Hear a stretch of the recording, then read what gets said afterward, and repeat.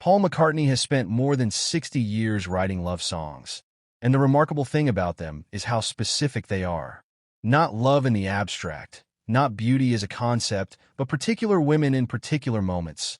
A girl on a bus, a voice on the phone, a face in the rain, a woman in a fair sweater on a Scottish hillside in 1974. He has said more than once that he cannot write about something he has not felt, which is either a confession or an explanation depending on how you read it. What it means in practice is that the women in his songs are the women in his life, and the songs are more honest about how he felt about them than most interviews he has ever given. This is the story of the 5 women Paul McCartney has called truly beautiful.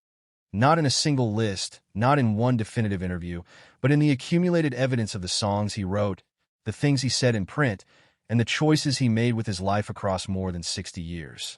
James Paul McCartney was born on June 18, 1942, in Liverpool, the elder son of Jim McCartney, a jazz musician and cotton salesman, and Mary Patricia Mohin, a midwife and district nurse.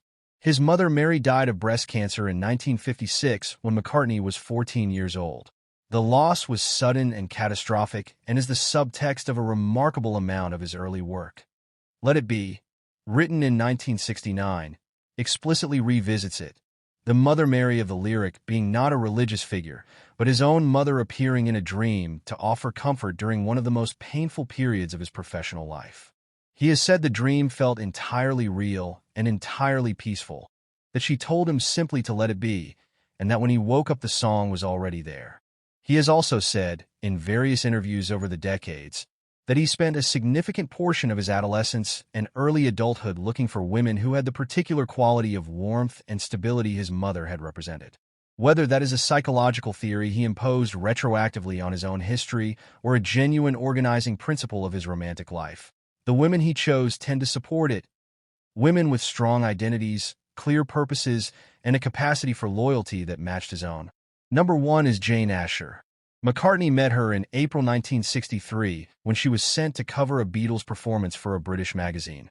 She was 17, already a working actress with a screen career that had started in childhood, and she was intellectually alive in a way that McCartney later described as immediately, completely captivating. He moved into the Asher family home in Wimpole Street, London, and lived there for 3 years. An arrangement that was unconventional enough to raise eyebrows at the time, but that gave him access to a household full of music, theater, and serious conversation at the precise moment he was trying to understand what kind of artist he wanted to be. He has credited the Asher family's cultural atmosphere and Jane's own intelligence and drive with expanding his sense of what was possible beyond the pop hits that were already making him famous. He wrote "And I Love Her" for her in 1964. And it remains one of the most tender love songs in the Beatles' catalog, slow, restrained, utterly sincere. They were engaged by Christmas 1967. She broke the engagement in July 1968 after discovering he had been unfaithful during her absence. She ended it publicly, calmly, and without apparent desire for revenge, and she has maintained a dignified silence about their relationship for more than 50 years since. McCartney has said in interviews that losing her the way he did was one of the defining regrets of his life. Not only because of what she was to him, but because of the specific way it ended, which reflected poorly on his own behavior rather than hers. She was, he has said, someone who made him want to be better than he was. He wasn't, and she left. He said she was beautiful in the way that genuinely intelligent, genuinely purposeful people are beautiful. From the inside out, in a direction that the camera could capture but never fully explain. Number 2 is Linda Eastman, who became Linda McCartney on March 12, 1969, and remained so until her death in April 1998. McCartney met her in 1967 in New York, where she had established herself as a music photographer of considerable reputation. She was the first woman to have her photograph on the cover of Rolling Stone magazine, which says something about her talent independent of the man she eventually married. He pursued her with the specific intensity he tended to bring to things he had decided he wanted, and she agreed to marry him after 6 months of what he has described as immediately feeling like home.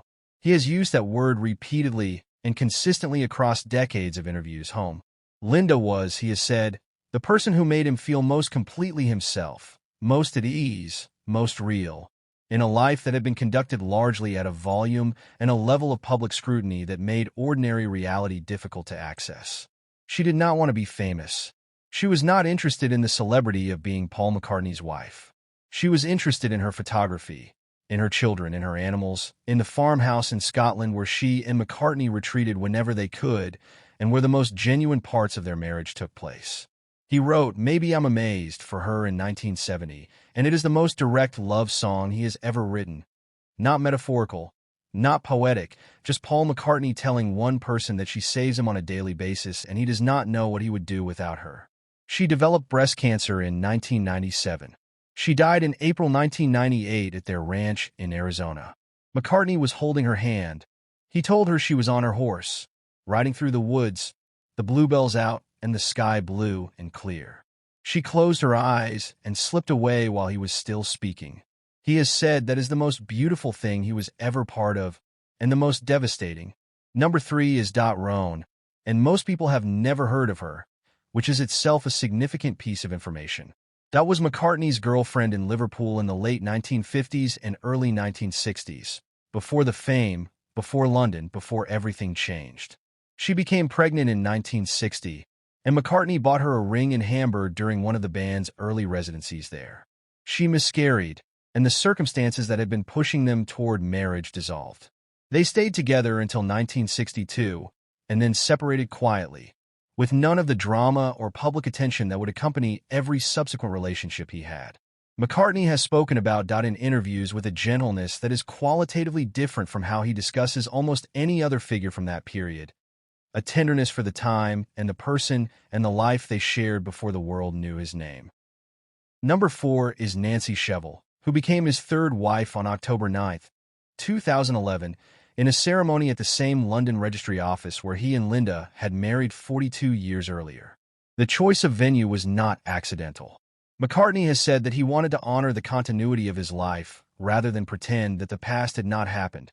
And marrying Nancy in the same place he had married Linda was his way of saying that love does not require the erasure of what came before it. Shevell is a businesswoman from New York, vice president of New England Motor Freight, a member of the Metropolitan Transportation Authority Board, and her professional identity has nothing to do with the music industry or the entertainment world, which McCartney has said is one of the things he finds most appealing about her. Number 5 is, in a sense, not one woman but the composite that runs through almost everything he has written. The girl in I Saw Her Standing There, the voice in All My Loving, the face in Here, There, and Everywhere, the figure in She's Leaving Home. Paul McCartney has been writing about women his entire career, and the consistent quality across all of them is not glamour or fame or any of the attributes the celebrity world treats as synonymous with beauty. It is aliveness, the specific, irreducible quality of a person who is fully present in their own life and who makes everyone around them more present in theirs. He found it in Jane's intelligence, in Linda's groundedness, in Dot's quietness, in Nancy's independence. He has written it into songs so many times and in so many keys that it has become one of the defining themes of his catalog. He once said in an interview that he considers himself a romantic in the old-fashioned sense, someone for whom beauty is not an aesthetic category, but a moral one. A beautiful woman, in his understanding, is one who makes the world more real. He has been fortunate enough to know several of them, and the record he has left is evidence of what each of them meant to him.